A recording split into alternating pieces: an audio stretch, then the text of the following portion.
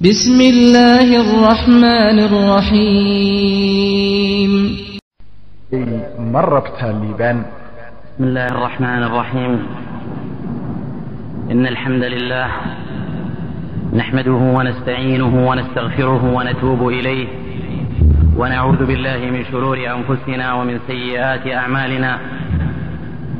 من يهده الله فلا مضل له ومن يضلل فلا هادي له. أشهد أن لا إله إلا الله وحده لا شريك له، له الملك وله الحمد وهو على كل شيء قدير. شهادة عبده وابن عبده وابن أمته ومن لا غنى به طرفة عين عن رحمته. أشهد أن محمدا عبد الله ورسوله أرسله الله رحمة للعالمين، فشرح به الصدور وأنار به العقول، وفتح به أعينا عميا وآذانا صما وقلوبا غلفا. صلى الله عليه وعلى آله وصحبه والتابعين لهم بإحسان وسلم تسليما كثيرا. يا أيها الذين آمنوا اتقوا الله حق تقاته ولا تموتن إلا وأنتم مسلمون. يا أيها الناس اتقوا ربكم الذي خلقكم من نفس واحدة وخلق منها زوجها وبث منهما رجالا كثيرا ونساء. الله الذي تساءلون به والأرحام إن الله كان عليكم رقيبا. يا أيها الذين آمنوا اتقوا الله وقولوا قولا سديدا يصلح لكم أعمالكم ويغفر لكم ذنوبكم، ومن يطع الله ورسوله فقد فاز فوزا عظيما. السلام عليكم ورحمة الله وبركاته. ولا لوينو هويينو مربتان ليبان فرحت إيا رين مربتان دقنان إيا حسلوني مربتان لضنان إيا الليبان مكربتان خير أدونك إيا آخر ضبا مس أدونك أم بعد ربتان آخر ضن كملهدن فرحدو والله فرحضات فرحد دنيات أو كوبا أو قابا oo ku xiran cimriga adduunka ee yar. qofkii keligee doonaa oo xitaa helaa uu ku iloobi doona hal mar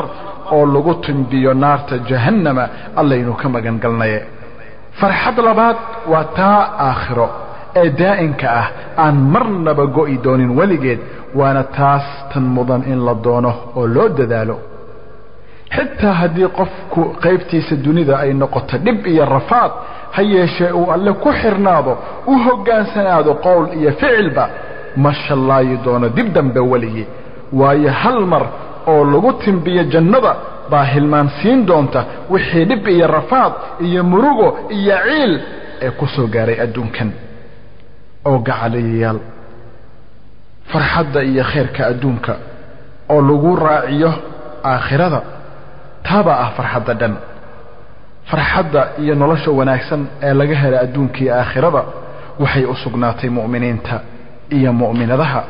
samayaasha iyo samooyinka, alla adeecayaalka iyo alla adeecooyinka, alla caabudayaasha iyo caabidooyinka, iyo saalixiinta iyo saalixooyinka. dhagaysa rabbiga wuxuu leeyahay: من عمل صالحا من ذكر أو أنثى وهو مؤمن فلنحيينه حياة طيبة ولنجزينهم أجرهم بأحسن ما كانوا يعملون. كي كستا أردق مصوبنان لب أما ددق إساقو أما إيضو مؤمن دبه الرميسا توحيد كإسلامك xaqiiqdii waxaan ku siin doonaa nolol wanaagsan adduunkan oo ay u dheer tahay xurmo, qanaaco iyo risaq xalaal ah. waxaan hubaashii ku abaalmarin doonaa ajar u qalma wixii u wanaagsanaa ay fali jireen, waa jannada nolosha dambe ee aakhirada. haddaba farxadda iyo liibaanta kulligood waxay ku jiraan adeecidda alle, oo farxadda iyo liibaanta kulligood waxay ku jiraan qaadista jidka alle iyo sunnaha nebi muxamed sala allahu calayhi wasalam. wuxuu yidhi alla weyne jalla wacalaa: يصلح لكم أعمالكم ويغفر لكم ذنوبكم ومن يطع الله ورسوله فقد فقد فاز فوزا عظيما oo kii kastoo adeeca alle iyo rasuulkiisa sallallahu alayhi wasallam wuxuu xaqiiq gaaray liibaan macnaha waa waxa laga badbaadin doonaa naarta dabka aan damayn ah oo laga yeeli doonaa inuu galo jannada hoogiduna waxay kulligeed ku jirtaa ku caasinta alle habaar qabiduna waxay kulligeed ku jirtaa ku socoshada waxaan ahayn jidka alle iyo sunnaha nabiga sallallahu alayhi wasallam Allah jalla wa ala wuxuu yiri ومن يعص الله ورسوله فقد ضل ضلالا مبينا اوكي كستو ku caasiya alle iyo rasuulkiisa wuxuu dhab ahaan dhumid cad ee walaalooyinka iyaga muslimadaha ahow ma rabtaan farxad iyo liibaan haddii aad rabtaan mana filayo inaydan rabine iga dhagaysta waanadan iyo canaantan idinka timid walaal daacad idin ah oo ajr alle ka dooni oo uga baqaya wajiyadan dabnaareed iyo cadaab walaalooyin ha caroonina xaqa mudan in la ajiiba walaashay muslimada ahay cod gacal idin diirnaxa iyo hadal samaka taliye idin diga waxaan kuugu yeerayaa oo ugu yeeray qof kasta iyo naftayda ka cabsashada alla weyne kor ahaye iyo inaan u horumarsano nafahayaga camal la wanaagsan oo suuban oo cadaysa ifisana wajiyadeena maalinta aan la kulanna alle maalin aysan maal iyo ilmo wax tari doonin qof la yimaado ma ahe qalbi shirki kafiyo يوم تبيض وجوه وتسود وجوه فأما الذين اسودت وجوههم أكفرتم بعد إيمانكم فأما الذين اسودت وجوههم أكفرتم بعد إيمانكم فذوقوا العذاب بما كنتم تكفرون وأما الذين ابيضت وجوههم ففي رحمة الله هم فيها خالدون maalinta barka ay wajiye qaar noqon doonaan cadaan wajiye qaarna noqon doonaan madow xagga kuwa ay wajiyadoodu noqon doonaan kuwa madow kuwa waxa lagu oran doonaa ma waxa diideen iimaanka kadib markii aad aqbasheen marka ku dhadhamiya cadaabta naarta dhexdeeda diidadiina iimaanka awgi xagga kuwa wajiyadoodu noqon doonaan cadaan waxay dhex ahaan doonaan naxariista alle jannada dhexdeeda bay deganaan doonaan weligood waa sidaase caddayso wajiyadeena maalinta aan la kulmayna Allah يوم تجد كل نفس ما عملت من خير محضرا وما عملت من سوء تود لو أن بينها وبينه أمدا بعيدا ويحذركم الله نفسه والله رؤوف بالعباد maalinta qof waliba loola hor imaan doono dhammaan wixii khayr ahaa uu falay iyo dhammaan wixii xumaan ahaa uu falay wuxuu jeclaan doonaa inay ahayd masaafo fog dhexdooda isaga iyo xumaantiisa war hooy ma doonaysaan badbaadadu waxay ku jirtaa taqwada alle jalla wa ala oo wax kale kuma jirto وينجي الله الذين اتقوا بمفازتهم لا يمسهم السوء ولا هم يحزنون oo Allah wuxuu u badbaadin doonaa kuwa muttaqiinta ah suubanayaasha iyo saalixiinta rumeeya tawxiidka islaamka ee alle aad uga cabsada ka jooga dhammaan falalka xun iyo dambiyada uu alla reebay oo alle u jecel aad guta dhammaan falalka wanaagsan ee uu alle amray meelahooda liibaanta janno xumaan ma taaban doonto mana murugoon doonaan oo waxaan misna kugu yeerayaa ukhti muslima mid kale oo ah inaad mahadiso alla weyne jalla wa ala ee ku siiya nicmada islaamka iyo nicmada quraanka nicmada tawxiidka ee ku karaameeyay ku daahiriyay meeqaankaadana kor yeelidan haweenna marnaba meeqaankooda kor looma yeelin sida loogu yeelay raayada islaamka hoostiisa raayada laa ilaaha illa allah muhammadan rasuulullah halka ay dumarka islaamka ka hor ay ahaayeen badeecad rakhiis ah silcad jaban oo ceeb iyo fadeexad ku ah weligeed iyo bulshadeeda ee ku dhex nooshahay sida awgeed baa waxaa loola dhaqmayay marmarka qaar sida cayaayinka bal waxaa laga saramarin jiray xoolaha kuma aadan helin cizada iyo sharaftaada waxaan ahayn diintan adoontii Allah ee qabso oo ku dhag dhagayso qowlka alle isagoo ka waramaya xaalad hore islaamka ka horeeyay ay tahay inaad xusuusato deetana aad mahdiso alle awalka iyo aakhirkaba sir iyo saaqba nicmada uu kugu galladaystay awgeed wuxuu yiri alla weyne jalla wa ala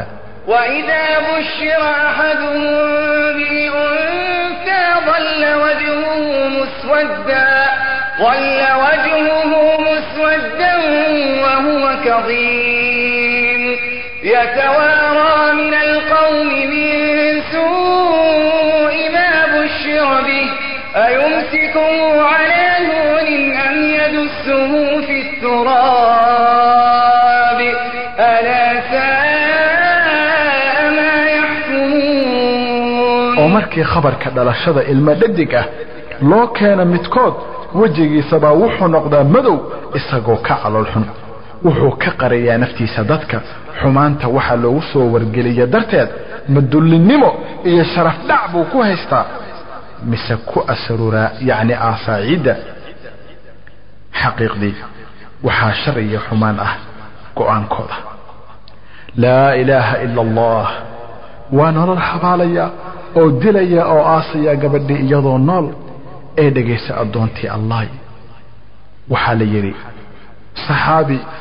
la yiraahdo Abdullah ibn Muqaffal radiyallahu anhu warda markii uu la fariistaba nabiga sallallahu alayhi wa sallam waxaa ka muuqan jirtay wajigiisa murugo iyo tiiraanyo murugo weyn iyo tiiraanyo badan nabiga sallallahu alayhi wa sallam baa weydiiyay sababta murugadiisa aan kala go'o lahayn wuxuu yiri rasuulkii Allah sallallahu alayhi wa sallam waagi jaahiliyada islaamka ka hor waxaan ka tagay xaaskaygii iyadoo xaamil ah oo waxaan u baxay safar dheer soo mana noqon sanado badan kadib ma aha waan soo laabtay mise waxay ii dhashay xaaskaygii gabar aan arkay iyadoo la ciyaaraysa wiilal yar waxaa ka muuqatay quruxdan iyo baraa iyo wanaag waxay ahayd khayr qabta yar oo qaali ah qaaya badan oo qurux loo dhameeyay oo lagu indha qabowsado sawaan soo qaaday oo ku iri hooyadeed u qabay khayr qabtadan u qubee iyadoo inaan nolol xabaalayo oo dilayo markaasay hooyadeed u qubaysay oo tintii u tidaaday oo sii qurxisay iyadoo calool xun hammi iyo muruga saaran tahay intay dhistay gabadhii yareed bay waxay tiri ninoo hadayeen amaanada wuxuu yiri sawaan ka haystay gabadhii iyadoo calool xaaran faraxsan oo bilic iyo qurux la ifaysa oo aan la aaday waraq kamida waraqyada waxaana cabbaar ku dhex jiray waraqyada anigoo baadi goobahaya ceel aan halkaa ku ogaa saa waxaan ku imid ceel sal dheer oo oomana ah aan biyo lagu arag waxaan istaagay ceelka afkiisii anigoo fiirinaya gabintaas markaasuu qalbigaygu u nuglaa calool xaarnaanteeda iyo dambi la'aanteeda mise waxaan soo xasuustaa ceebta ay dumarka keenaan iyo fadeexada markaasaan ku qalbi adkaada labada laab oo kacbaana ku jiray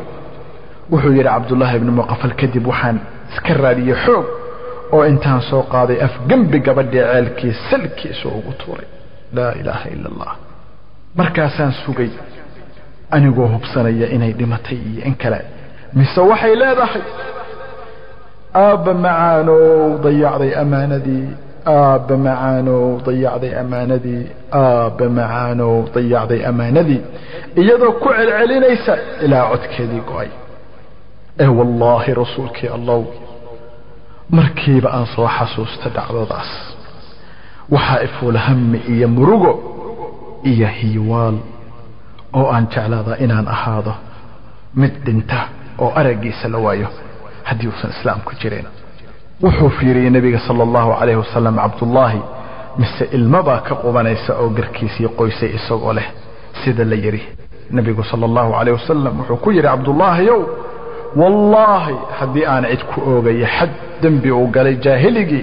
يعني وحي إسلامك كهرية أوجي وانكوغو أوجي لها لكن سإسلام الدوحة لغو ضعفا وحي هري قفتن بأغد عي حالة دمرك أي بلشوينك كلا عربتك بحسنيدنا سيدا هنديدا شينها قريقة رومانكا ومتكسي أوروغية تيرانيا بدن وهدي لغاقا شاكيو أدفورك قبسانيسيد دكفار أوجي إيا ياب إيا أمكاك يارقك أمهدنق الله ولا شيء إسلام كوي وحمدنق الله كوغو هنونية دينتن كوغو شرفي دينتن كوغو كرامية دينتن أو قدر كاغا كوكوريا لي دينتن يضو أي لومين حقي كبيرين هوينك كلا أدونك قبس حرق الله جل وعلا كدك دينت الله عز وجل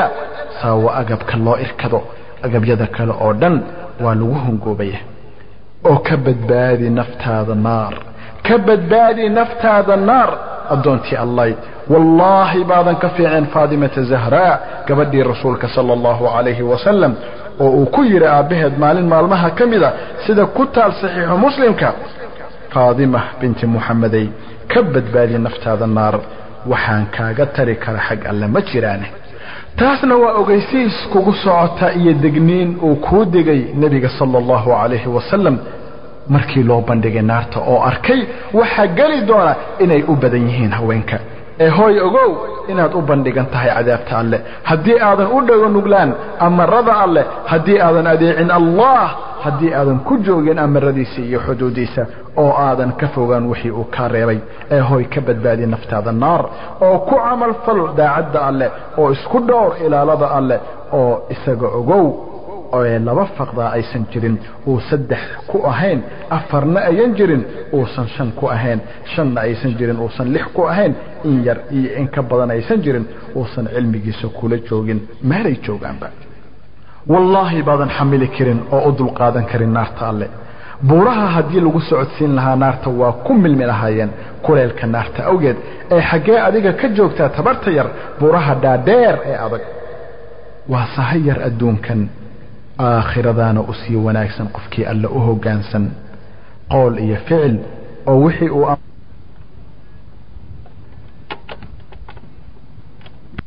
تأهين ميلا مغان قلا ما إجران aan isaga ahayn kulligeen isagaynu u gadoomi doonaa xaqiisa kulli uu su'aali doonaa wixii ay faleen kulli waa la istaagi doonaa horti kulli waxa la weydiin doonaa wax yar iyo wax weyn wax saxar la eg iyo dhibic iyo xuub ka timirta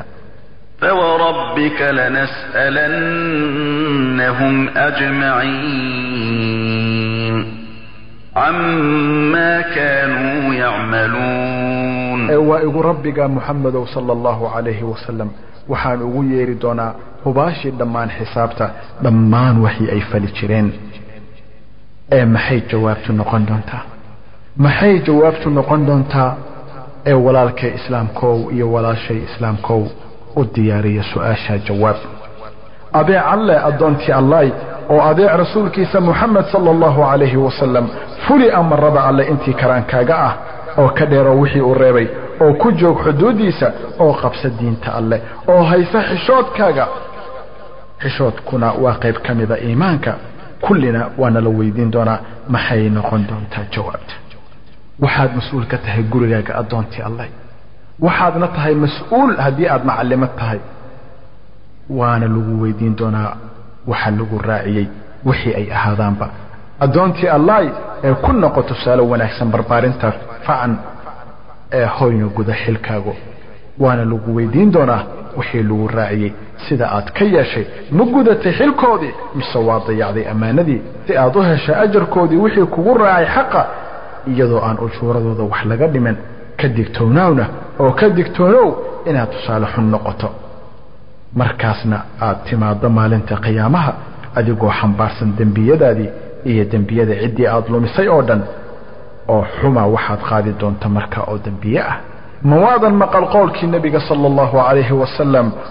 كلكم راع وكلكم مسؤول ابن عمر الله كرر لنقضي وحجري nebigu sallallahu alayhi wasallam wuxuu yiri qof walba waa mas'uul oo xil baa ka saaran waajibiyada dushiisa ah waana ka mas'uul wixii ka dhaca cidda ay waxyaabaha loo xil saaray ninka madaxda ah waa mas'uul waana la weydiinayaa sida uu xilka uga soo baxay la xiriira dadweynaha uu mas'uulka ka yahay ninku waa mas'uul iyo wakiil oo reerkiisu mas'uul ka yahay ninku waa mas'uul iyo wakiil oo reerkiisu mas'uul ka yahay naagtuna waa mas'uul oo guriga ninkeeda iyo ilmihiisa bay mas'uul ka tahay hadal iyo dubuubti qof walba waa mas'uul waana la weydiinayaa wixii amaana ah oo gacantiisa ku jira iyo howl iyo dadba xadiiska Bukhari iyo Muslim baa dhigay babeetana gooni baa lagu xusay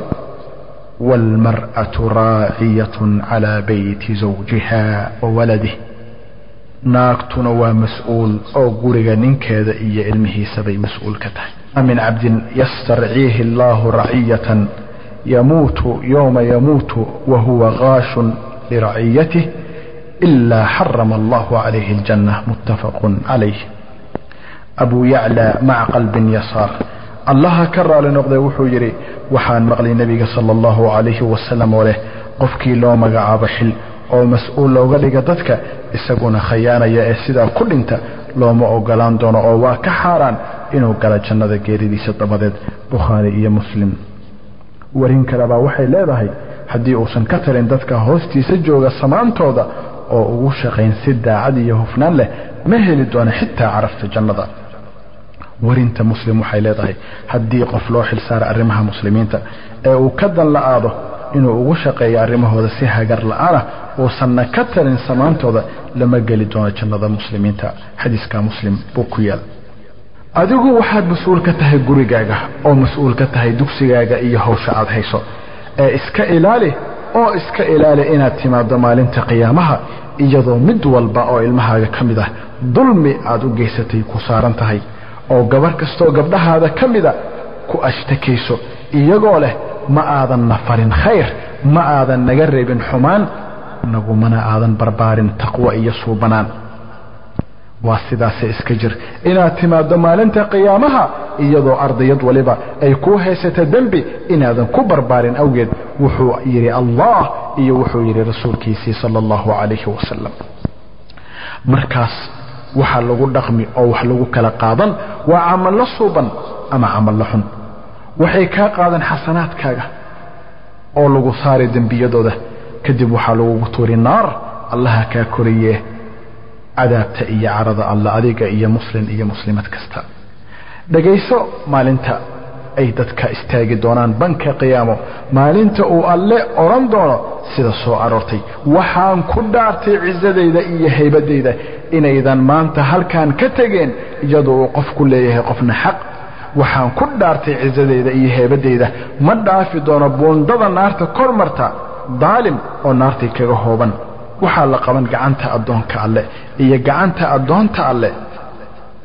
maalinta qiyaama sida uu yiri ibn mas'uud markaas baa oomanka dhexdood laga dhawaaqi kani waa hebel ama tani waa heblaayo qofkii xaq ku lahow xaqiisa u yimaado markaasay haweentu ku farxi doontaa inay xaq ku yeelato aabaheed iyo walaalkeed ama ninkeeda ama hooyadeed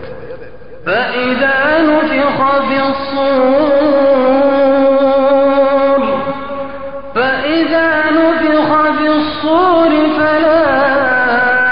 أنساب بينهم يومئذ ولا يتساءلون مجري دون تقرابا نمو كدحيس ددك مالنتاس أو وحنا اسمه ويدين دونان متكود بكن كلا يوم يفر المرء من أخيه وأمه وأبيه وصاحبته وبنيه لكل امرئ منهم يومئذ شأن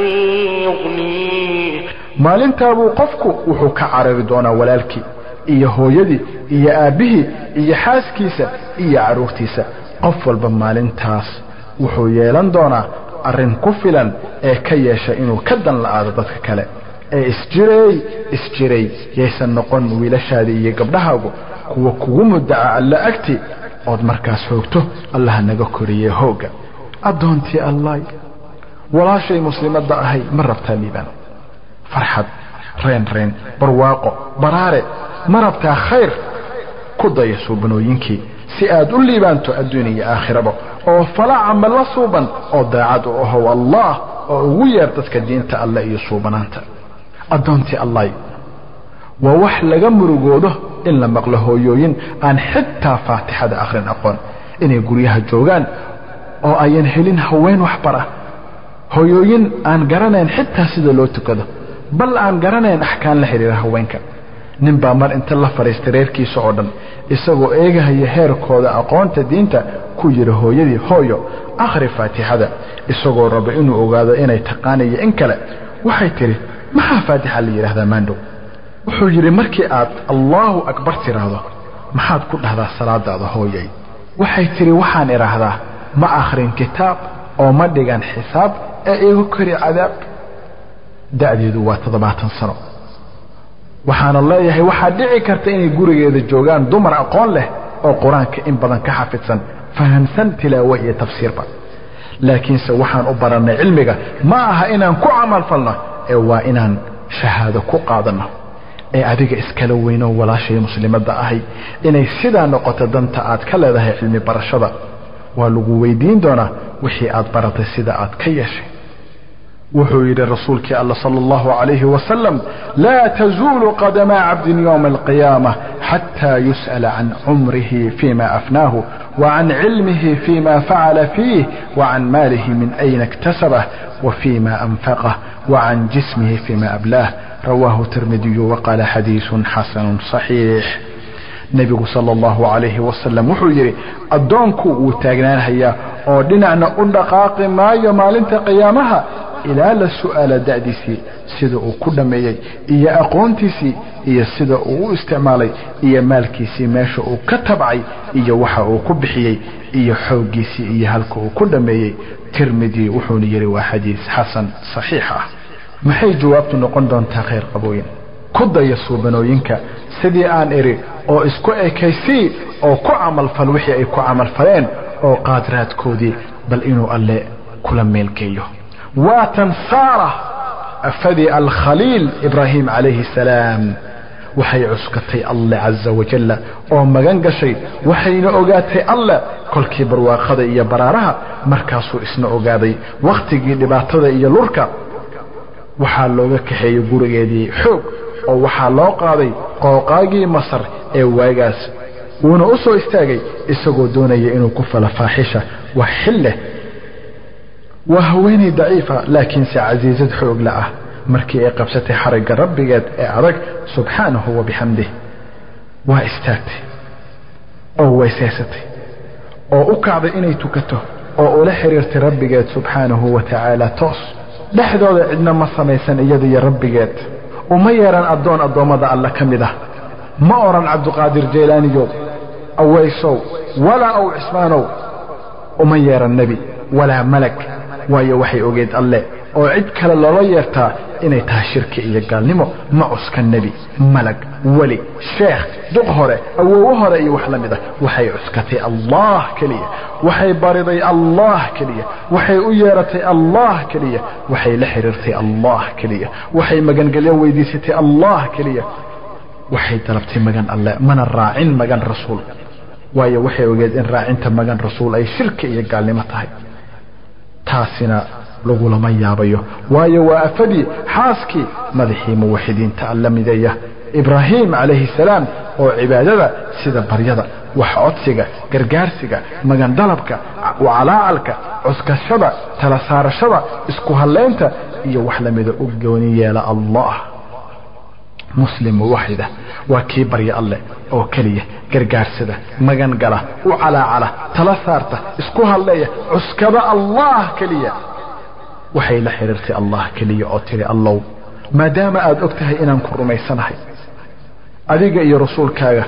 iyo inaan ka xafiday jirkayga iyo farjigayga waxaan ahay ninkayga allow ha igu salladin gaalkan allow ha igu salladin qooqaagan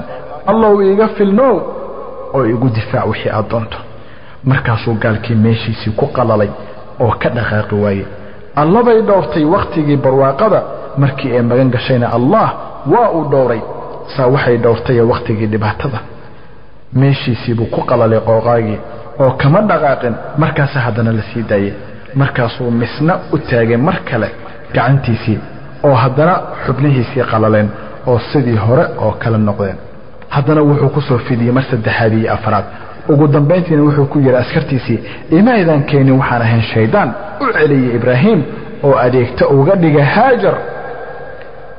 ma aysan noqon oo keliya iyadoo la xafiday oo xafidan bal waxay soo laabatay iyadoo wada tajaariyad loo hibeeyey waa haajar allaha ka raali noqde waxay u soo noqotay ibraahim calayhi salaam iyadoo dhowristii alle ku dhowrson waayo alla weyne caza wajalla wuxuu yidhi فإذا بلغن أجلهن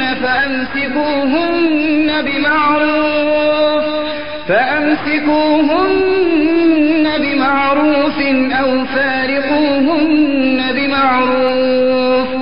وأشهدوا ذوي عدل منكم وأقيموا الشهادة لله ذلكم يوعظ به من كان يؤمن بالله واليوم الآخر ومن يتق الله يجعل له مخرجا ويرزقه من حيث لا يحتسب ومن يتوكل على الله فهو حسبه kii kastoo ka cabsada allah oo baari u ahaada wuxuu u yeeli doonaa jid uu kaga baxo dhibaato kasta oo wuxuu ka irsaaqi doonaa xagga ilo uusan marnaba malayn kareen oo kii kastoo isku hadlaya oo ku kalsoonaada oo tala saarta allah haddaba alle waa kaafin doonaa wuxuuna yidhi rasuulkii alla sala allahu calayhi wasalam ixfad illaha yaxfadka ixfad illaha yaxfadka dhowr oo ogow alle ha ku ogaadee oo ha ku dhowre haddaba cizada iyo sharafta waxay ku jirtaa gacanta alle qofkii addoomaha caabudaana alla waa dulleeya miyaydun haddaba ku dayaneen walaalooyin iyadaa miyaydan isu dhiibeen allah oo ka tegeen wixii idinka fogeen alle maad ku soo jeedaan barashada kitaabka alle sallallahu calayhi wasallam iyo baradiisa iyo gaarsiintiisa iyo ku camalfalkiisaba ood ka mid noqotaan kuwii uu ka yidhi nebigu sala allahu calayhi wasalam khayrukum man tacallama alqur'aana wacallama waxaa idinku khayr badan qofkii qur-aanka barta fahma ku camalfala oo dadka kalena sii bara oo ugu yeera intaasoo keliya ma aha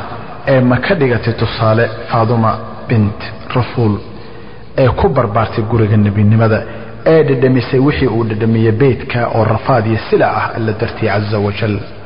waxay arkaysay aabbaheed sala allahu calayhi wasalam isagoo diinta fidinayay inuu taagnaa saf keliya aadanaha intiisa kalena ay taagnaayeen lidkii saf ah oo ka soo horjeedaan waxay arkaysay isagoo salaad ku jira midkoodna xaqdiidyadii uu leeyahay kiineebaa sugi midkan istustuska ah ilaa uu ka sujuudo oo dabeeto dusha ka saare mandheerta geela reer hebel soo tuuraan waxay aragtay taa iyadoo ilmi yara oo ku barbaaraysa laa ilaaha ila allah muxammadan rasuulullah intuu sujuuday aabbaheed oo mandheertii lagu tuuray dhabarkiisa saamo uusan helin hiliye alla ka sukow waxaan ahayn gabadhiisa faadima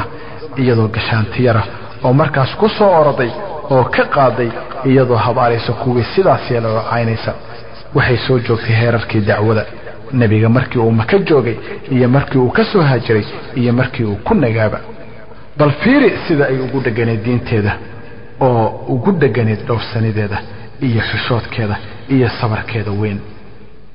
haweenaydaas uu guursaday cali bin abi aalib allaha ka raali noqde dahab iyo qalin midna ma qaadan oo ma gelin daar villa ah ee waxay gashay cariish dhooba ah alaabtii loo dhigay waxay ahayd barkin lagu cufeeyey caleemaha geetimireedka iyo aashuun iyo laba dheri iyo shiida ay ku shiida soorta allaha ka raali noqday iyo hal dirin iyadoo ah marwada koowaad ee haweenka ahel jannada xaaladeeda ma saameen qadarkeediina wuxuma dhiman bal u fiirsada markii uu ka sheekeynaya ninkeeda aakhirkii noloshiisa waxaa ka waramaya cali radia allahu canhu wuxuu yidhi waxay ahayd gabadhii rasuulka sala allahu calayhi wasalam iyaduuna ugu jeclaa ehelkiisii waxay soorta ku shiida shiidada bay gacmaheedii saameeyeen ceel soo jiidkiisna la caatowday dhageyso waxa ay tiri maalin kamida maalmaha waxa uu khayr badan haweenka inayan arag rag ajnabi ka araguna arag iyada waa hilibka soo gacay nabiga sallallahu alayhi wasallam waxay ka qaadatay cilmigiisa iyo xikmadiisa iyo fiqigiisa sallallahu alayhi wasallam eeg marka ay shiidayso soorta oo biyo soo dhaaminayso oo ceelka soo jiidaysa oo dabka horinaysa iyadoo saabirada aan ka xumeyn aan sheeganayn aan ka hor imaanin qadaha alle iyo qadarkiisa intaas waxa dheer iyadoo ku tarbiyeynaysa wiilasheeda tarbiyad iyo barbaarin weyn wax ku barbaarinaysa kitaabka alle iyo sunnada rasuulkiisa sallallahu alayhi wasallam iyo inay alla wax walba ku ogaadaan yay soo saartay marka xasan iyo xuseen amiirada shabaabka jannada iyadu waa gabadhii kuma waa hooyadii kuwama waa aafadii kaah yaa kula siman sareen uumanka aabaheed waa maxamed sallallahu alayhi wasallam uu jibriil tawxiidka ku barbaariyay calina la isma weydiinayo waa seef arrinka alla galka looga saaray waxay ka dalabtay rasuulkii alla sallallahu alayhi wasallam mar inuu u keeno cid u adeegtaa shaqaale ahaan muxuu ugu jawaabay sallallahu alayhi wasallam wuxuu yiri may wallahi inta uu jiro nin asxaabu sufa ah oo sabool ah u baahan luqmad ama jab muufa ah ama waa sidii uu yiri sallallahu alayhi wasallam markaasay gurigeedii aaday iyadoo ku noogtay howlihii guriga waxa uu yimid deeto nabiga sallallahu alayhi wasallam oo idan saday soo galida guriga oo u soo galay iyada iyo cali oo hal dirin ku wada jiifa markaasuu ku yiri sallallahu alayhi wasallam ma idan tusaa wax idin ka khayr badan shaqaale yaa yiri sida waa midaan ku hadlin hawadiisa waxyi loo waxyooday ma aha wuxuu yiri marka aad u hooyataan gobashiina alle hufa yani dhahaya subhanallah 33 jeer oo u xamdanaqa alle waa dhahaya alhamdulillah 33 jeer oo takbir la imaada waa dhahaya allahu akbar 33 jeer sidaas baa qaadim iyo shaqaale idinka fiican ma falnay sidaas oo kale gacaliyayaal balse ma barnay haweenka yaga inay la yimaadaan wardiga oo kale jiifka ka hor waa u kaalmay iyo maciin weyn guriga wardiyada nooca oo kale ah cali radiyallahu anhu wuxuu yiri wallahi marnaba kama tigin wardiga sidaas baan ku sugnaan jeer aan kala kulmo alle waxay yiraahdeen ma xitaa habeenkii safiin wuxuu yiri xitaa habeenkii safiin isagoo dagaal qaraar ku jira xitaa muusan ilaabin inuu la yimaado wardiga waxaan idinku leeyahay walaalooyin qabsada wardiga isagaa idinka fiican shaqaalo idin shaqeeya ah fiiri faadima walaashay muslimada ahay kadibna fiiri dhaqanka haweenka nin kasta iskala istaaga nin kasta iskala qosla rag kasta iska dhexgala ragga gaya aan ka indhalaaban iyo siday isugu ekeysiyeen naagaha gaalada xagga labiska socodka iyo wax la mid ah weenka iska safra muxrim la'aanta iyo wax la mid ah ilaahay baan kugu dhaashay walaashay muslimada ahay adigu waxa tahay tusaraysa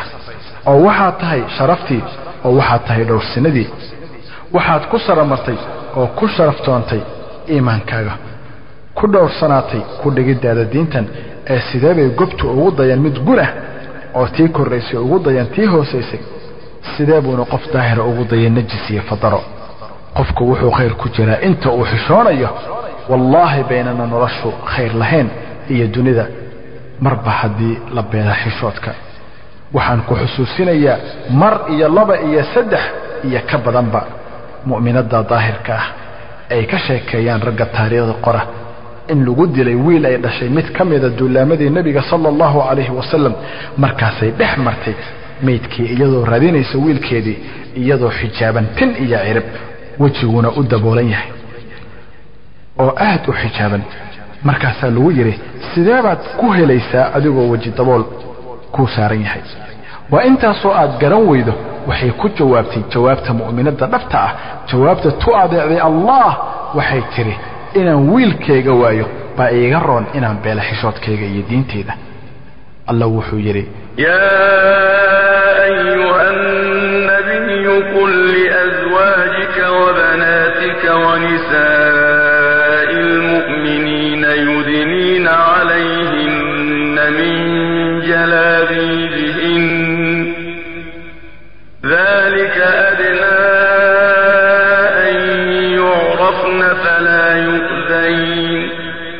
وكان الله غفورا رحيما. نبي وشيغ أفوينكاغا إياه قبدهاغا إياه هوينك مؤمنينتا إني كسي دايان جلباب يدودا حجابي أما شكوين كركودا أودان يعني إني قريان ودلولان جلركودا أويدل إندها ما أهي أما الكلية أويجيتك كو أركان. والله بان كغير بضنين بيتر هوينك مؤمنينتا إيه هوينك مؤمنينتا إيه حتى قبله صلى الله عليه وسلم لكن هل هيسكي هو كديدا هدي إذن قارين ساكو ديشادو قبتا والليبانه وانا كان رسولك الله صلى الله عليه وسلم ودرينين سي وغدونا قبر كميدا قبلها أنصارتا مركاسو ننكي انتو ريركي قبر دالي يمد ووحو كجري رسولك الله وحو إيدونا يا قبردين وحونا أها ننكاس نين فولحم أو صبولة سانينكي قبر داليبا لباللابيي oo hooyadeedna sidoo kale laba laabaysay saa gabadhii la soo doontay ee ku barbaartay iimaanka iyo kitaabka iyo sunnada fa inta soo baxday tiri ma waxaad celinaysaan amarka rasuulka Allah sallallahu alayhi wasallam xagee ka galeysaan qowlka Allah وما كان لمؤمن ولا مؤمنة إذا قضى الله ورسوله أمرا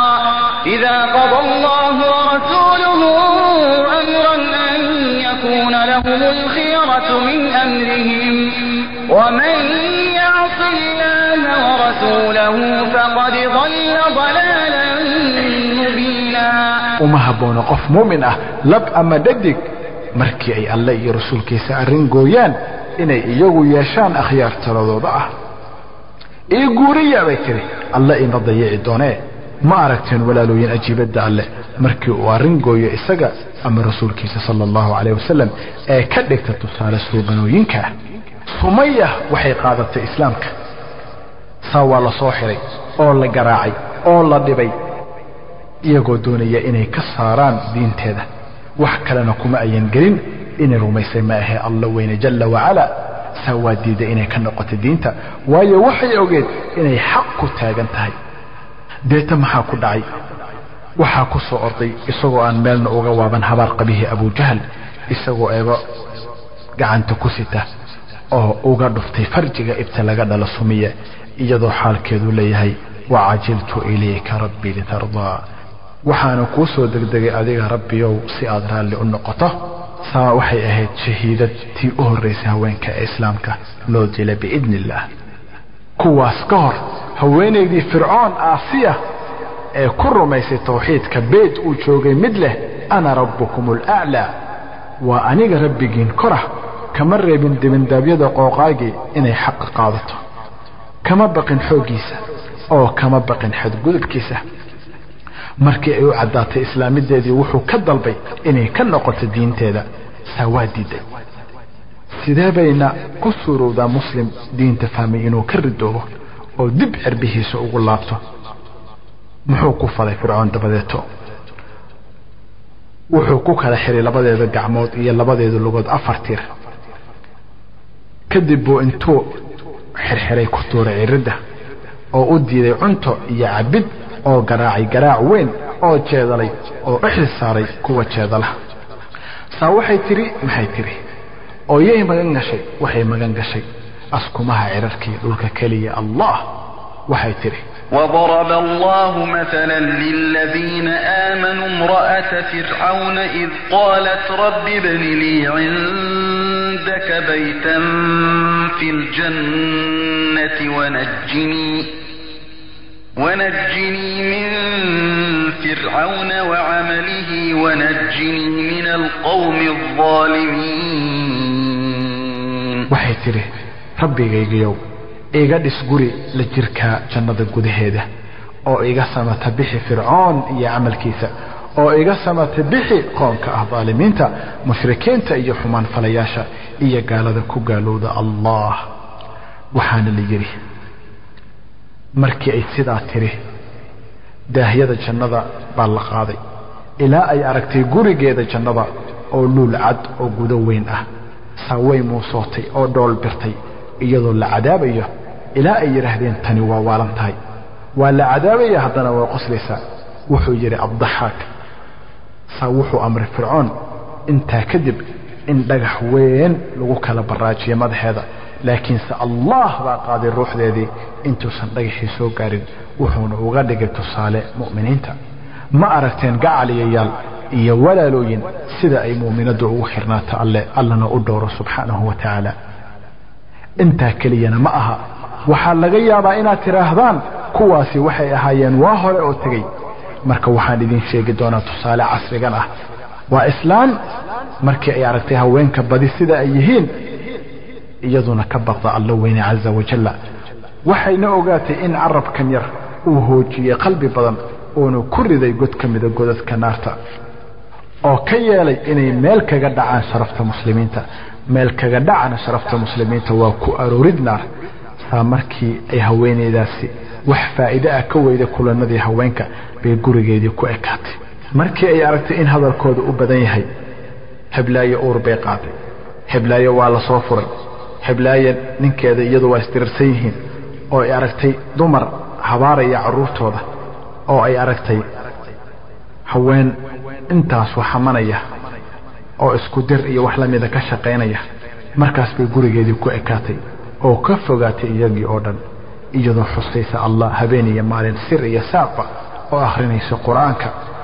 way ka fogaatay haweenkii fadhiyadooda oo golahoodiina ka dheeraatay waxayna lahayd wiil baari ah saa habeen ka mida habeenada iyadoo u kici jirtay habeen ka mida habeenada iyadoo u kici jirtay habeenada salaatuleyl iyadoo sidaa yeeli jirtay habeen kasta halka habeenada guryaha badankood lagu soo jeeda aflaan iyo heeso iyo xan iyo qurun kale marka islaantaas waxay ku soo jeedi jirtay habeenkii salaatuleyl saa habeenada ka mida bay u yeertay wiilkeedii habeenkii oo wax yar ka dhiman waxay tiri wiilkaygiiow waa ikan anigoo sujuudsan aan xubinna dhaqaajin waayey saa wuxuu ula cararay isbitaal baari buu u ahaa wuxuu doonayaa inay caafimaado saa waa nuur guriga efiye ah xusta alla habeen iyo maalin sir iyo saaq wuxuu ula tegay dhaqaatiir wax kastay isku dayeen laakiin goormuu aadana wax ka qaban karay qadar alle ama baajin karay waxay ku weydiisatay magaca alle inuu u celiyo guriga saa wuu qaaday oo guriga la aaday oo u weyseeyey oo tiri igu celi sidii aan ahaa musallahaygii xaaladii sujuudda wuu ku celiyey saa xoogaa kadib bay u yeertay oo tiri ammaana allah wiilkaygiyow alla baan kugu ammaanaystay ashhadu an laa ilaaha ila allah wa ashhadu anna muxammadan rasuulullah oo dhimatay waxay la kulantay alle iyadoo sujuudsan oo dhaqeen iyadoo sujuudsan oo waxay kafneen iyadoo sujuudsan waxaana lagu tukaday iyadoo sujuudsan waxaa loo qaaday qabriga iyadoo sujuudsan oo la geliyay qabriga iyadoo sujuudsan qofkuna sidii markii uu dhimanayay ahaabaa lagu soo bixin doonaa qiyaamaha waxaa la soo bixin doonaa inshaa allah iyadoo sujuudsan gacaliyayaal rag iyo haweenba haweeney baa intaasoo dhan u kacaysay salaatuleyl qaar ka yagana uma kaca salaatuleyl xitaa saacad ama barkeed ama daqiiqado ama xitaa 2 ragcadood wuu ku rajaynayaa naxariista alle waxaan leeyahay ku dayda islaantaas allana wuxuu idin siiyey wuxuusan siino quwad iyo caafimaad ah kanina waa abulqudaama ashaami inta mar uu u khudbeeyey dadkii oo xusay fadliga jihaadka alle dartii iyo ahmiyadiisa saa markii uu ka soo baxay masjidka oo la bilaabay in loo diyaar garoobo jihaadka abuqudaama isagoo meel maraya mise islaam baa u yeerayso oo leh abuqudaamow salaamu calaykum salaanta kamuusan qaadin waayo wuxuu ka baqay inay fidmayso oo waayo nebigu wuxuu yidhi fattaquu dunya wattaquu nisaa iska jira adduunka oo iska jira haweenka oo kama qaadin tii koowaad iyo tii labaad tii saddexaad bay waxay islaantii tiri assalaamu calayka abuqudaamow sidaas ma yeelaan dadka wanaagsani saan waan istaagay buu yidhi oo haweentii ugu soo socotay waxay tiri waxaan ku dhagaystay adigoo jihaadka dar alle dadka ku boorinaya saa waxbaan iska baarbaaray mana helin wax ka qaalisan labadan xirmo oo tintayda ah qaado oo afxir uga dhig faraskaaga dar alle waa intaasoo layga mid yeelaa kuwa u jihaada arrinka alle laa ilaaha ila allah waxay u jaraysaa tinteeda si loogu xiro fardaha alle iyo ciidanka tu kalena waxay u jaraysaa timaheeda si ay ugu ekaato naagaha xun maxay kala fog yihiin bari iyo bugo maxay kala duwan yihiin labadaa kooxood gacaliyayaal qofkii qolo isu ekeysiiyey iyagu ka mid yahay bal ka warrama haweentan maalintii xigtay wuxuu yiri Abu Qudama waxaan u baxay jihaadka dar alle mise wiil yar oo koray ah baan naga daba yimid isagoo leh Abu Qudama wajiga alle baan kugu weydiistay inaad ii ogolaato inaan ka qayb galo jihaadka dar alle wuxuu ku yiri waxa kugu tuman fardaha wuxuu yiri ilaahay magaciisa kugu weydiistay inaad ii ogolaato saa wuxuu yiri Abu Qudama hadaba hadii lagu dilo waa inaad iiga shafeecda alle taasa sharti ah wuxuu yiri wiilkii waa tahay saa wuxuu ku qaatay faraskiisii oo la tagay ilaa ay iska hor yimaadeen ciidankii Room markii ay sahlaan ciidankii Room buu wuxuu yiri wiilkii yara alla wajigiisa ugu dhiib 3 falaarood markaasuu yiri Abu Qudama waa dayacaysa wuxuu wiilkii yiri alla wajigiisa ugu dhiib 3 falaarood saa wuu u dhiibay markaasuu hal falaar inta qaaday yiri salaamu alayka Abu Qudama bismillah oo gamay saa hal gaal buu ku dilay saa tullabaad buu gamay oo gaal labaad ku dilay oo tii saddexaad gamay oo gaal kale ku dilay saa falaar baa ku timid oo killida kaga dhacday oo faraskii ka doortay isagoo leh nabadgeliya Abu Qudama salaan sagootis oo Abu Qudama intuu ka degay faraskii ka daba tagay oo yiri ha ilaawin dardarankii saa wiilkii wuxuu yiri kanina waxaad u geysaa hooyaday wuxuu yiri Abu Qudama waa tee hooyada wuxuu yiri hooyaday waa islaantii ku siisay labada tuduceetinta shalayto bal ka warama guriyaha muslimiinta sida dhabta ah loogu tarbiyay la ilaha illa allah muhammadan rasuulullah ma aragteen guriyaha muslimka marka lagu barbaariyo la ilaha illa allah muhammadan rasuulullah waa sidaas hooyadii wanaagsani ubadka waa hanuunisa wata Safiyana bint Abdul Muttalib nabiga eedadii sallallahu alayhi wasallam haweeneydaas hawl karka ahayd ee u soo saartay ummadda haliyay seef u qaata arrinka alle uu ka dhintay ninkeeda wuxuuna kaga tagay Zubayr isagoo ilmo ah waxay ku barbaarisay adeeg iyo xoog iyo fardafuul kuma barbaarin jiljilaac iyo raaxo jacayl iyo jabin heer maanta wiilasha iyo ragguba noqdeen raglamood aan rag ahayn waxay ciyaartiisa ka dhigtay shiis barasho iyo nashaaftan oo kama dhigin ciyaartiisa kubad iyo bushkuleeti hadba gees ula gooshid waxay u horumarinaysaa wax waliba oo cabsi leh waxay ku tuureysay qatar kasta waxay rabtaa inuu ka noqdo xubin waxtar leh mujtamaca muslimka haddii uu ka gaabiyana way garaacaysaa oo xanuujinaysay heer oo mid kamid ah adeeradiis maalin kamid ah maalmaha ku yiri wiilka waxaad u garaacaysaa si nacaab iyo naxariis la'aan ah ee ma aha waxaad u garaacid hooyo saa waxay tiri qofkii yiraahdo sida been buu sheegay waxaan u garaacayaa inuu ku barbaaro adeeg oo xoogsado oo uu jabiyo ciidanka cadowga oo soo taxaabto waxay u haajirtay almadiina iyadoo markaas 60 ku dhow waxay ka soo tagtay Makka iyadoo ula cararaysa diinteeda Madiina maalintii Uhudna markii ay aragtay wixii ku dhacay muslimiinta iyadoo ka waraabinaysa biyo waxay u soo kacday sida aar oo waran ka qaadatay mid kamid ah kuwii la soo jabiyay oo dhex martay ciidankii iyadoo cartamaysa oo leh hoogiina ma waxaad kaga tageysaan goobta rasuulkii Allah sallallahu alayhi wasallam markaasuu nabigu sallallahu alayhi wasallam Zubayr wiilkeedii ku yiri ka gaar hooyada oo soo celi oo Zubayr yiri hooyoy soo laabo markaasay tiri iga leexo hooyada waaye wuxuu Zubayr yiri hooyo rasuulkii Allah wuxuu ku amrayaa inaad soo laabato waxay tiri amrid waxaale Allah iyo rasuulkiisa oo istaagtay oo dabeeta tiri wallahi waxa isoo gaaray in la sarwajiyo walaalkii Hamza waa sabri ilaahi dartii saamarkii uu dagaalkii Uhud dhamaaday bay waxay soo kor istaagtay walaalkeed oo calooshiisii dabada la soo dhigay oo beerkiisii la baxay oo dhagaha iyo sanka la jarjaray oo la sarwajiyay markaasay alla dambi dhaaf u bariday iyadoo leh alla dartii bay ku soo gaareen aniguna waan ku raali ahay qadarta alle ma barooran ma garaacin dhabanada ma jeexjeexin dharkeedii saasna lagama dhowray oo wata maalintii dagaalkii godkana dagaalkii ahzaabta markii uu nabigu galiyay qalcad adag haweenkii muuminiinta kagamana uusan tegin wax rag ah saaciidankii wuxuu aaday godka saa waxay aragtay Safiya yahuudi u soo dhuumanaya qalcadda isagoo doonaya inuu eego inay qalcadda joogaan rag iyo in kale si ay yahuuda u galaan qalcadda oo u soo taxaabtaan haweenka iyo caruurta qafaalahan markii ay aragtay Safiya waxay soo qaadatay tiir qalcadda kamid ah oo ku weerartay ilaa ay ka dishay intaasna ugama harine ee inta qoorta goosay bay qalcadda korkeeda fuushay oo madaxiisa yahuudda ku soo dhex turtay markaasay yiraahdeen awalba waan ogeen inuu Muhammad rag la'aan ka tageen haweenka allaha karaale noqdo Safiya waxay tarbiyeysay wiilkeedii tarbiyatan u wanaagsan waxa musiibo ka soo gaartay walaalkeed Sawa sabartay waxayna u shaqaysay diintan oo ku weyneed hirgelintiisana u howlgashay waana sida laga dhowrayo haweenka muslimadaha ah walaalooyin haweenka tusaalaha wanaagsan way badan yihiin waxaanu ku soo koobaynaa haweenka tusaalaha wanaagsan tusaalooyinkan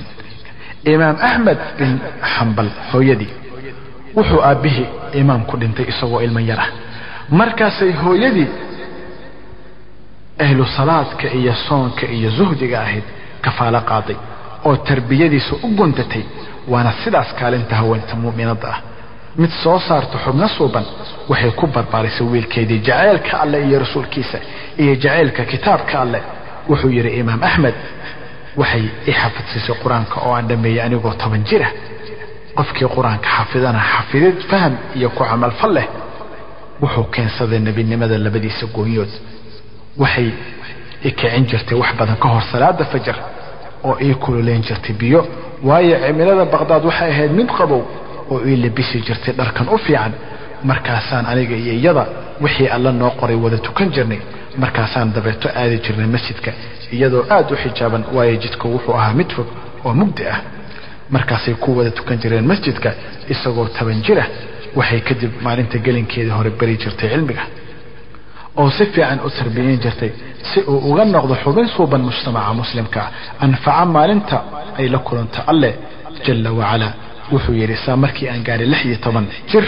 waxay tiri wiilkaygiyo u dhoof barashada xadiiska nabiga waayo barashada iyo doonista xadiiska nabiga waa hijra xaq Allah waxay u diyaarisay xoogaa saad iyo sahay safara dabeeta tiri amaana Allah ku gashaday amaanadiisa uu ka tagay oo u kacay Makka iyo Madiina iyo Sanaa oo soo noqday isagoo Imaam Ahmad ah wuxuuna uga tagay ummadda wixii uu ka tagay oo cilmi ah hooyadiina waxay leedahay hadii Allah idmo xasanaad u dhigma inta uu leeyahay Imaam Ahmad iyo intii ku amal fasha amalka Ahmad khayrka ummadani ku jirana waa badan yahay marka hadii ay ahaan lahaayeen haweenka sida aan soo sheegnay wax badan baa laga fadili lahaa in badan oo kamid ragga waa sidaas miyay ku cajabiyeen tilmaamaha haweenka walaashay muslimada ahayd hadii ay ku cajabiyeen tilmaanta wanaagsan ee qof leeyahay waa lagaga daydaaya isku day inaad ku dayato oo aad ka qaadato wanaaga walaashay mu'minada ahayd cadowgaagu waa badan yihiin kuwa doonayana inay ku adeegsadaan duminta diintan iyo xishoodka iyo dhowrsanida way badan yihiin waxayna noqon karaan kuwa magaca iyo muuqaalka nala wadaaga wuxuu midkood yiri marnaba xaalku ma hagaagayo jeer ay haweenta muslimada ahi ka qaada xijaabka wajigeeda oo quraanka laga saaro wajigoo laga cameeyo mid kalena wuxuu yiri koob khamri ah iyo haysta waxay u burburiyaan ummadda nabi Muhammad si ayaan u burburin karin madaafiicda iyo gantaalada ee ku hafiya hawooyin xunxun iyo macmacaanada xayaatada ee go'aankeebaad ka qaadan adoontii Allah kuwaasi go'aanka la fili inaad ka qaadataan waa inaad qabsataan diinta Allah oo ku joogsataan xuduudda Allah laakiinse waxaan aragnaa inaynaan arkin baana jeclaan lahayn waxaan aragnaa marmar mid dhar xiran oo haddana qaawan waxaan aragnaa marmar haween dhar ciriiri ku xiran ama dharkii ragga lagu yaqiin xiran ama dhar khafiifa xiran ama dhar gaagaaban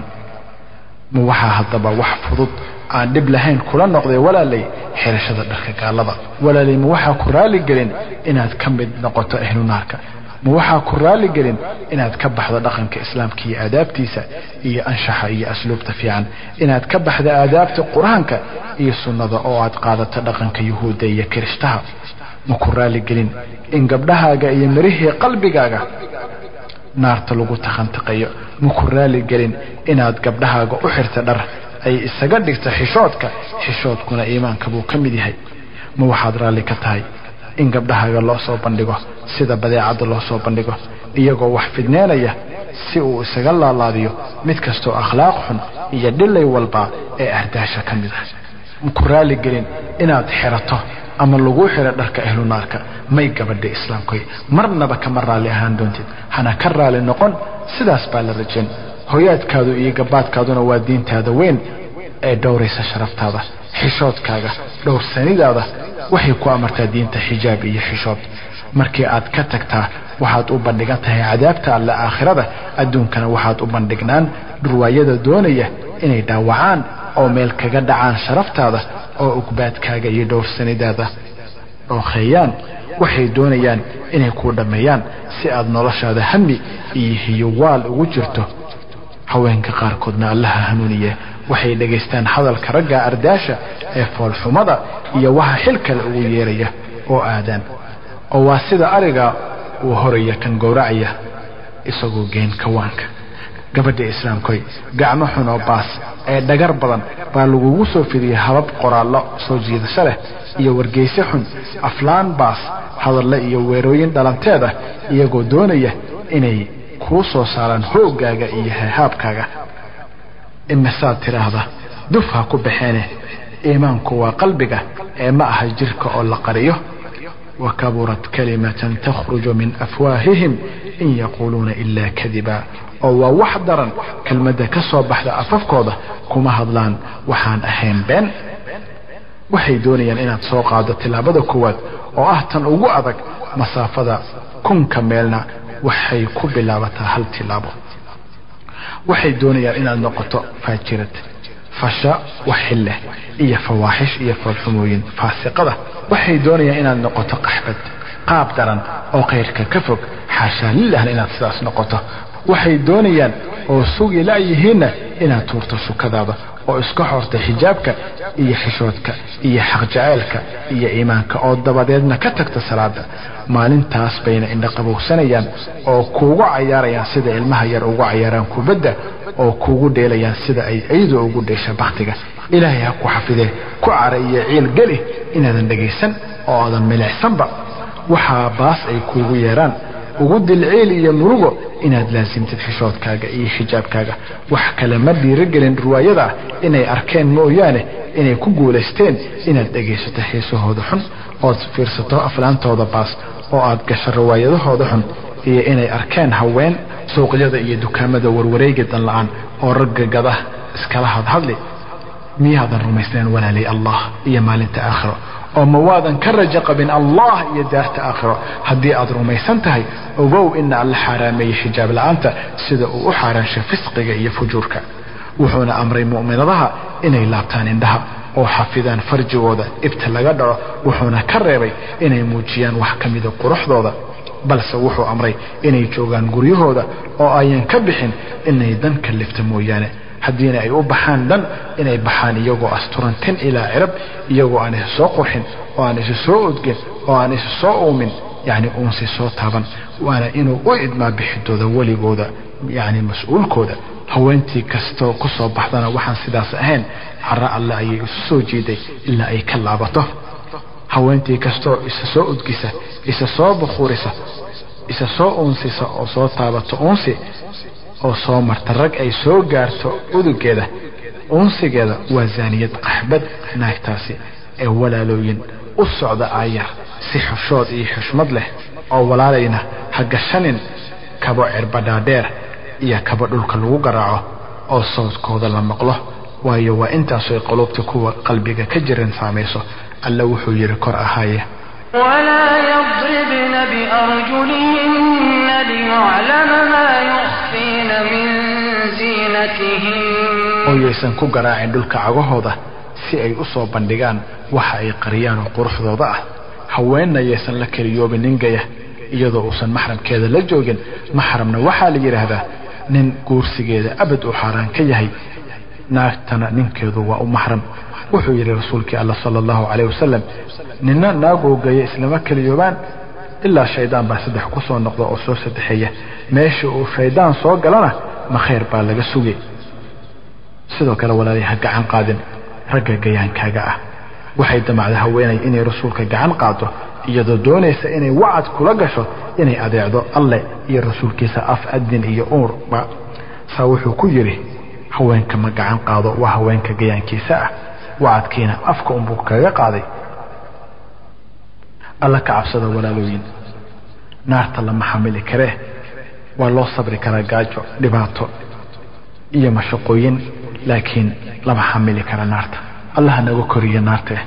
walaalooyin haraacina talaabooyinka shaydaan waayo wuxuu amraa xumaan iyo dhilaysi walaa shay rumaysanay allah walaa shay u sujuuday allah walaa shay asturtay jirkeeda iska jir hoobadka waayo kufkufka iyo dhacdhaca waxay kugu ridi naarta oo rug baasa iska jirna oo iska jir gabadhii Caaisha iyo Xafsa iyo Zaynab iyo Asmaa inaad ku daganta xadaarada reer galbeedka ee dhalanteedka waayo waa dab ay iyaguba ku gubteen ee dhageyso kuna waana qaado oo aqoonso sharka si aadan ugu dhicin oo uga digtoonaato qofkii aan sharka iyo khayrka kala garanayna waa ku dhici karaa sharka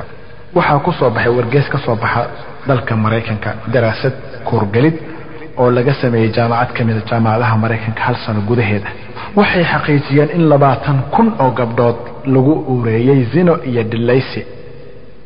sanad gudaheed alla baynu ka magan galnay foolxumooyinka waxooda muuqda iyo waxooda qarsoon iyo in Mareykanka ay qaabilaan 1 milyan oo wacala ah oo awlaad zina ah sanad kasta ayna ka sheeganayso dawladda mushkiladda daryeelka ilmaha tirakoob laga sii daayina telefisyoonka Faransiiska waxay gaareen tirada haweenka iskaabulada kaligood degan 8 milyan oo haween oo hooyo kali nool ah aan wax maciina haysan walaa iyo walal ku nool kufsigana wuxuu gaaray 22,000 oo xaalad sanad kasta qoraan Mareykan wuxuu yiri tirakoobka sanadkii 1979 qadkii casaa uu soo dhaafay oo qatar culus buu sheegaya tirada gabdhaha 15 jirka iyo 16 jirka gabdhaha aan wali 20 ka gaarin ee ku dhala guur la'aanta waxay gaareen 600 oo kun oo gabdhood 10,000 oo kuwa kamida way ka yaraayeen 14 jir sida ay tahayna waxay yiraahdaan wakaburat kalimatan takhruju min afwahihim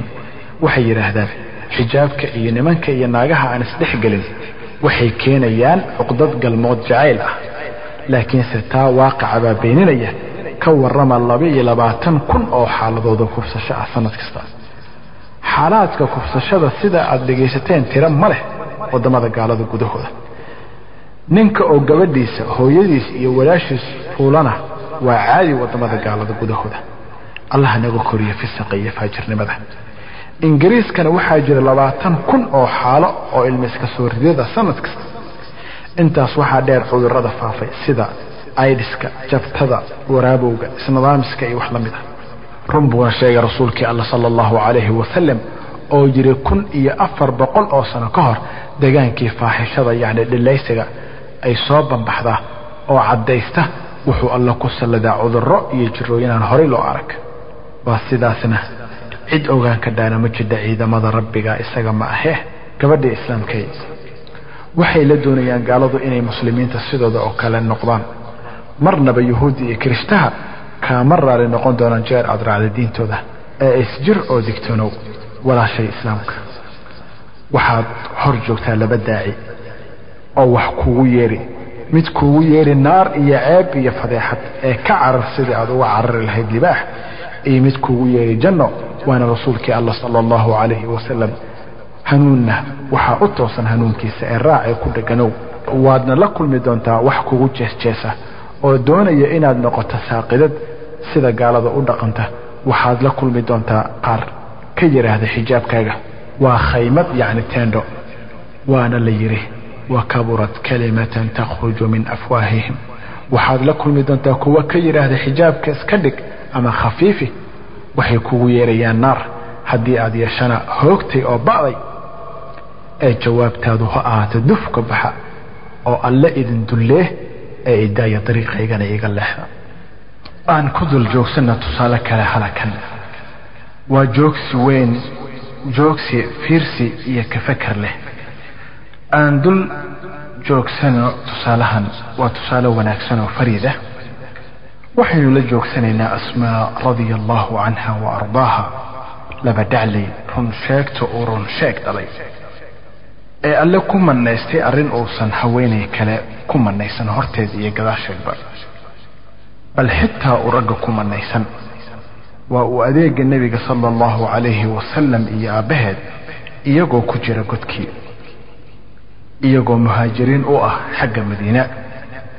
dhacdo fursad kaliya ahayd iyo adeegid fursad kaliya ahayd waxaa guursaday Az-Zubayr radiyallahu anhu wa ardaah oo kamida 10kii loogu bishaareeyay jannada waxay Asmaa tiri wixii uu guursaday Zubayr isagoo aan wax xoolo ah haysan iyo maal faraskiisa ma ahe markaas waxaan coos u dhigi jiray faraskiisa waxa intaas ii dheeraa oo aan qaban jiray hawsha guriga oo dhan oo dhageysta walaalooyin kuma ahayn Asmaa dhibaato iyo culays ninkeeda intaas waxyaale adduun ka dalabta iyo rabitaanadeeda gaarka ah oo kaliya waayo uma dalbin adduun raaxo oo kaliya darteed mana doonin inuu ninkeeda iyadu u shaqeeyo oo ay kaligeed yeelato oo danaheeda iyo waxa ay rabto u oofiya oo raaxadeeda kaliya ka shaqeeya balse iyada u adeegi jirtay ninkeeda waa farxad iyo raali gelin jirtay gadaashi ayayna istaagi jirtay saf ahaan oo alle ajar kaga dooni jirtay sida iyadoo guriga gudihiisa bay xilkeeda ka haysay iyadoo ka shaqeynaysay dhowrta ilaalisa oo si fiican u barbaarisa caruurteeda isaguna guriga dabadiisa buu xilkiisa ka hayay waana sidaas qaybta caadilka ah waana sidaas inay ahaadaan qoysaska muslimka ah xaggee ka joogta haweenta muslimadda ah maanta ninkeeda xagga faafintiisa diinta ma dejisa ma farxad gelisa ma geesinimo gelisa ma xasilisa ma xanaanaysa ma xoojisa ma la halgan iyo howlgasha oo ma isaga daysa danaheeda qaar alla dartii mise waa lugooyo iyo jiir ku gudban oo ciriiri ka gelisa faafinta diinta anigu waxaan ugu yeerayaa walaalooyinka inay ku dhiirigeliyaan nimankooda iyo ilmahooda iyo walaalahood iyo walaalooyinkood islaaxinta iyo ka talinta samaha ummadda islaamka iyo barashada diinta iyo ku camal falka iyo fidintiisa waxaana ugu jira tusaale Asmaa oo maxay tusaale wanaagsan ahayd waxaynu ku jirnaa qisadii Asmaa waxaa guursaday baynu nabi Zubayr wuxuuna alla siiyay Abdullah ibn Zubayr markaasay ku barbaarisay diintan quraanka sunnada nabiga sallallahu alayhi wa sallam iyo xusida alla habeen iyo maalinba sir iyo saaba sida buu ku barbaaray isagoo ayan waalidkii marnaba ka caajisin baradiisa cilmiga iyo ku tarbiyeentiisa diinta islaamka iyo adeeg si uu wax uga diriro oo uga dagaal galo koryeelida diinta alle islaamka heer maalin maalmaha kamid oo uu soo galay majliskii nabiga sallallahu alayhi wa sallam isagoo ilma ah markaasuu nabigu u yimid oo wacad kula galay faafinta diinta iyo inuu naf iyo maalba u huro markaasuu nabiga dhasheena sidaas baynu rajaynaynaa haweenta dharkeeda kabaheeda raaxadeeda cuntadeeda cabideeda iyo wareegaalaysi iyo wax loo qabtay iyada iyo reerkeeda iyo wax la mid oo kaliya ka fakarta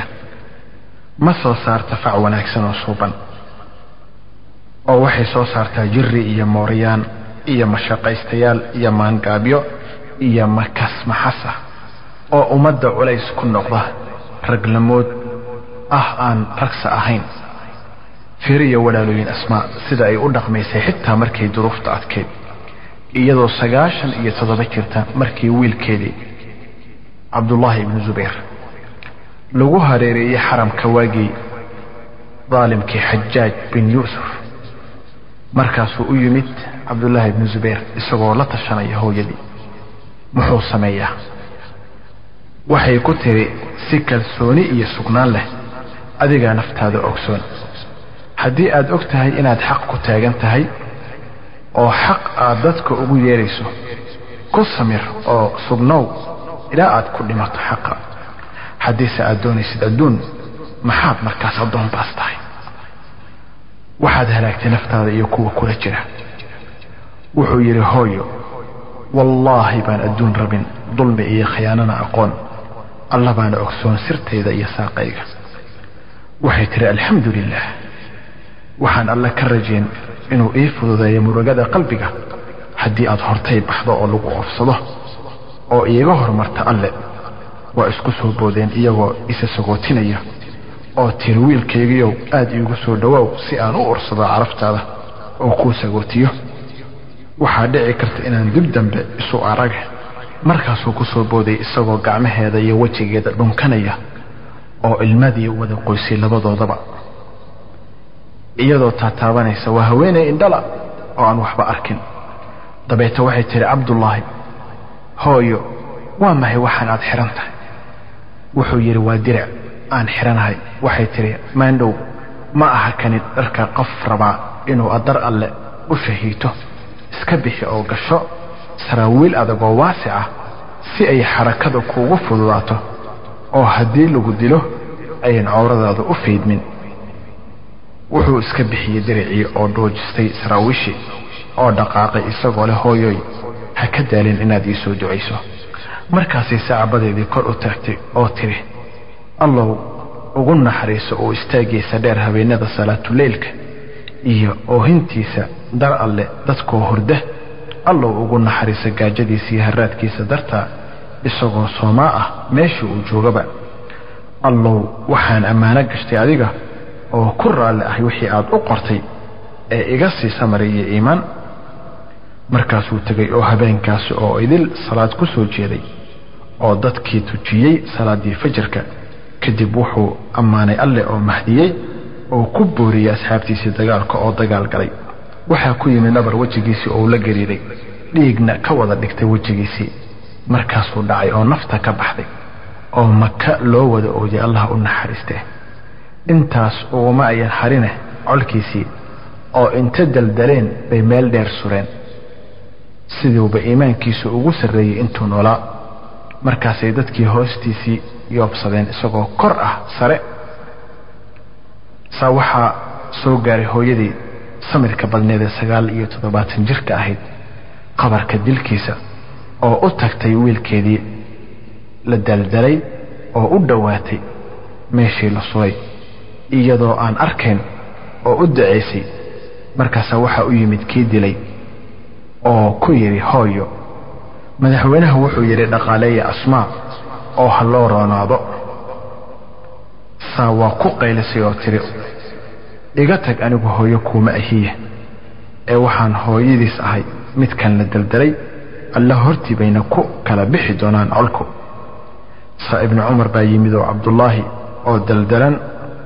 hor istaagay oo yidhi assalaamu calayka khubayb aabbihiisow nabad dushaada ha ahaato khubayb aabbihiisow wallaahi baan kugu ogeyn waxaan ahayn inaad ahayd soomaa salaad badan oo xiriiriya qaraabadiisa waxay dadka kaa yidhaahdeen waxaad tahay ninka u shar badan ummaddan wallaahi ummad aad adigu sharkee tahay waa ummad khayr dhammaanteed markaasuu aaday ibnu cumar asmaa oo u tacsiyeeyey oo dabeeta ku yidhi alla ka cabso oo sabiroo sugnow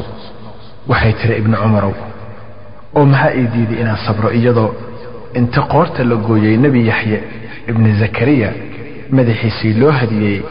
dhilla ka mida dhillooyinkii reer bani israa'iil nebi yaxye bin zakariya oo nebi ciise ay ilmahabreed ahaayeen oo uu nebi dhalay ahaa waxaa zamankiisa batay faaxishada dhilaysiga saa waa uu ka digay intaana ka digaya cirib xumadeeda oo kaga digaya arrintaasi fagaaro walba falxumada zinada uga hadlay saa habeenada ka mida iyadoo madaxweynihii xukunka u haya markaa ay naaga xun u cayaarayeen buu mid u bogay cayaarteedii iyo heesaheedii iyo isruuxeedii saa wuxuu ku yidhi waxaad rabta sheego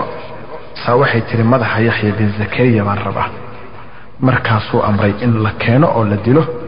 oo sidii yeeleen yuhuuddu madaxiisiina markaas loo hadiyey qaxbad ka mida qaxbooyinkii bani israa'iil ee sidee baan u sabreen iyadoo nebiyadii alla sidaa loo gelayay ka warrama hooyada isma waalin ma barooran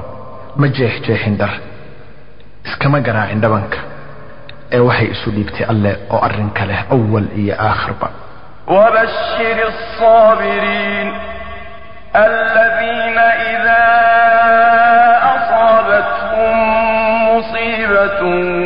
قالوا إنا لله وإنا إليه راجعون. fiiriya walaalooyin asmaa mar waxaa dabadda ka yimid wiilkeedii mundir ibnu subayr saa wuxuu u soo diray cambuur uu ka keenay dibadda iyadoo aan waxba arkayn saa waa taabsatay maradii oo tiri ufay uf u celiya maradiisa saa waa ku cuslaatay wiilkeedii arrintaa oo ku yidhi hooyo jirkaaga lagama arki karo waxay tiri haddii uusan jirka muujinayn xubnihiisa buu sifayn markaasuu u soo iibiyey mara kale oo shuruudihii xijaabka ku dhan tahay markaasay tiri kanoo kale igu arratir kanoo kale igu arratir allah u naxariista asmaa haddii ay arki lahayd waxa ay falayaan haweenka muslimiinta ah qaarkood maanta iyo waxa ay xirtaan gabdhihii asmaa iyo khadiija iyo sumaya iyo safiya maxay odhan lahayd waxaan runtii la yaabaa dheg maqasho qowlkii nabiga sala allahu calayhi wasalam sinfaani min ahli النار لم أرهما وذكر منهم نساء كاسيات عاريات مائلات مميلات إلى أن قال لا يدخلن الجنة ولا يجدن ريحها وإن ريحها ليوجد من مسافة كذا وكذا لا بقول أهل النار كمذا يجري النبي صلى الله عليه وسلم ما أن أرق أنه وحنا كمذا وجري هوين أرحلا مسنق أول حقي كلا حديدت كان كلا حية ilaa uu yiri ma geli doonaan jannada mana heli doonaan udurgeedana wuxuu u jiraa masaafo intaa iyo intaa ah waa goodin daran iyo dhaleeceen culus maxaa ka xun jannada oo la waayo iyo udurgeeda carafta badan jannada haddii la waayana maxaa jira aan ahayn naar oo rugbaasa ee kor u qaad madaxaada walaashay muslimadda ahay oo si dhug leh u eeg hooyooyinka iyo walaalooyinka aan soo xusnay ee horaankii suubana ee ummadan ka mid ah oo alla weydiisay inuu ku haleensiiyo oo falo camaladooda oo kale oo ku daya suubanooyinka si uu alla meel kaliya idiin wada geeyo qofkana dadku uu jecel yahay baa lala meel geeya haddii aad jeceshahay fanaaniinta iyo fanaanaadka cayaartooyda iyo jilayaasha iyo jilooyinka xun iyaga ayaad la meel noqon haddiina aad jeceshahay alle rusushiisa saalixiinta shuhadada suubanayaasha suubanooyinka sida faadima khadiija maryam aasiya caaisha asmaa safiya sumaya juwayriya maymuuna iyo wax la mid ah iyaga ayaad la meel noqon addoontii allay ogow alle oo la imow wixii lagu saaray oo waajibiye ah oo ugu yeer dadka diinta alle oo haddii aad iska aragtay qalbi adeeg xusuusa geerida addoontii allay xusuusa marka ay ku iman doonaan munkar iyo nakiir sidee xaalkaagu ahaan markii uu dhawaaqay israafiil oo suurka la afuufo oo lagula keena banka qiyaamo umanka oo idil adigoo cagcad oo qaawan oo buuriye qaba oo qoraxda u jirto madaxaada qadar mayl oo ku yiraahdo alla aabaheen aadanoo ka soo saar qaybtii naarta loo darbay ee ku jira ubadkaaga wuxuu oran doonaa ka imasa wuxuu allah oran doonaa kunkiiba 999 markaasay caruurta ciroola noqon oo hilmaami nuujisadii waxay nuujinaysay oo mid walba oo uurey ah uurkeeda dhigi doonta oo dadka aad arki doonta iyagoo ah sida wax sarqaansan mana sarqaansana ee cadaabta allaba ahaan doonta mid daran oo magacaaga lagugu yeero dadka dhexdooda muxuu xaalkaaga ahaan addoontii allah laa ilaaha ila allah ee toobadkeen walaalay intay goor tahay oo dambi dhaaf alla weydiiso oo badsa camalada wanaagsan wallaahi baysan jirin noloshan kadib waxaan janno iyo naar ahayn jannada iyo naartana mid walba ka dhow yeelinka ama suunka kabaha aad gashan tahay ee ka cabso alle gabadha islaamkooy alla ka cabso midda aan xijaabka qaadanay alla ka cabso midda safartay mahram la'aanta alla ka cabso midda dharka isaga dhigtay waxaan ahayn gurigeeda alla ka cabso midda ragga geeya la qosasho oo la sheekaysatay alla ka cabso midda ragga dhex gasha oo guri ama gaari kula qalwoota yacni kaliyooda ningaya alla ka cabso midda aan tukanay salaad la'aani waa kufri iyo gaalnimo alla ka cabsa midda aan zakada la bixinay zakadu waa salaada walaasheeda alla ka cabsa midda aan diinta xaqa u shaqayninay alla ka cabso midda aan diinta baranay kuna amal falin alla ka cabso midda u korisay caruurteeda sida xoolihii oo kale oo cunto iyo cabid kaliya siisa aan alla xusuusin cajalada iyo kutub diinta ka hadlaya aan u keenin dugsiyada diinta laga bartana aan geen alla ka cabsa midda heesaha dhageysatay alla ka cabsa midda riwaayadaha iyo aflaanta gashoy alla ka cabsa midda xanta iyo dirdirada taqaanay alla ka cabso midda aan xuquuqda waalidkeed dhowrinay alla ka cabsa midda aan qaraabadeeda xiriirinay alla ka cabsa midda aan waalidkeed wanaajinay alla ka cabsa midda aan dariska xuquuqdooda dhowrinay oo alla ka cabsa walaalay oo faqri iyo gaajo aysan kugu xambaarin ku caasinta alle ku noolaanshaha iyo dhexdegidda gaalo qurulay dhexdooda adigoo ku waafaqaya hanaankooda nolosha iyo kufriga iyo gaalnimadooda gabadha islaamka waa inay guriga waalidkeed joogtaa oo ku sabirtaa dhibka iyo qaxarka nolosha oo xitaa ay iskala weynaataa inay qaraabo la seexato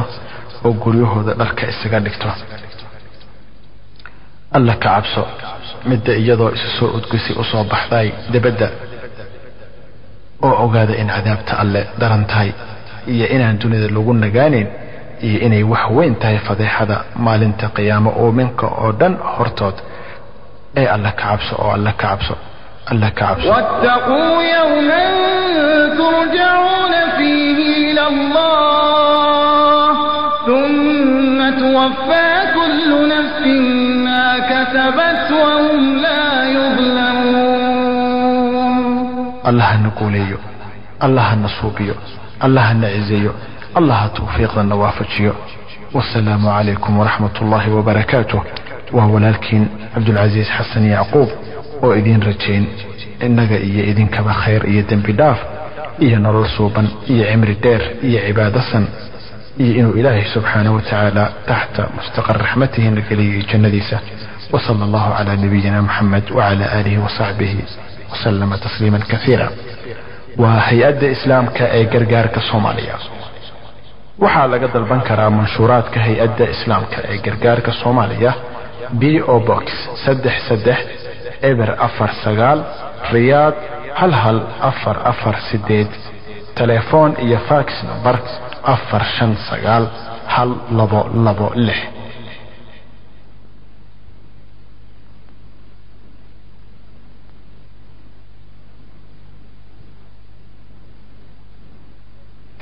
أعوذ بالله من الشيطان الرجيم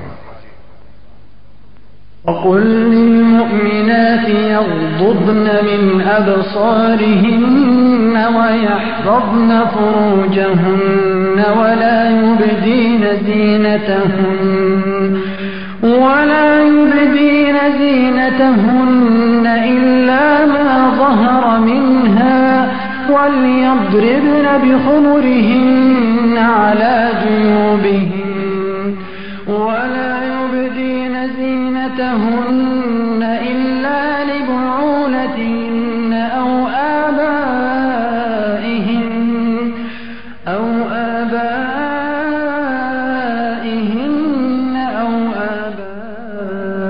بعولتهن أو أبنائهن أو أبناء بعولتهن أو إخوانهن أو بني إخوانهن أو بني أخواتهن أو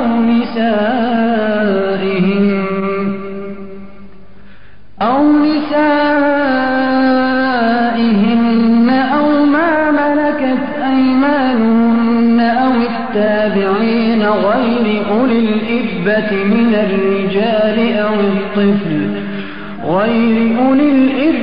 من الرجال أو الطفل الذين لم يظهروا على عورات النساء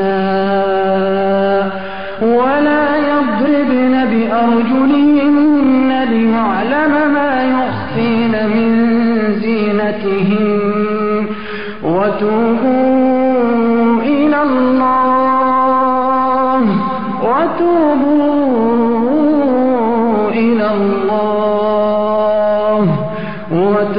وتوبوا إلى الله جميعا أيها المؤمنون لعلكم تفلحون وأنكحوا الأيام منكم والصالحين من عبادكم وإمائكم إن يكونوا فقراء يغنهم الله من فضله والله واسع عليم وليستعفف الذين لا يجدون نكاحا حتى يغنيهم الله من فضله والذين يبتغون الكتاب مما ملكت أيمانكم فكاتبوهم إن علمتم فيهم خيرا وآتوهم مما لله الذي آتاكم ولا تكرهوا فتياتكم على البغاء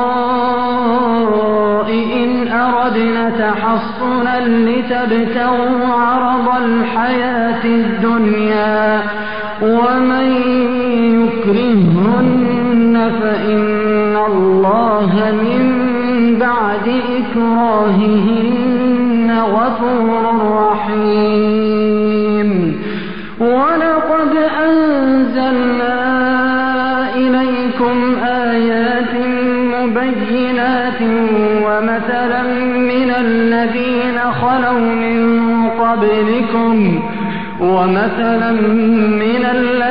خلوا من قبلكم وموعظة للمتقين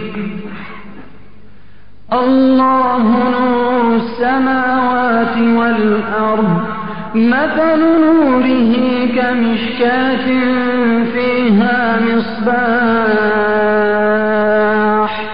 المصباح في زجاجة الزجاجة كأنها كوكب دري يوقد من شجرة مباركة زيتونة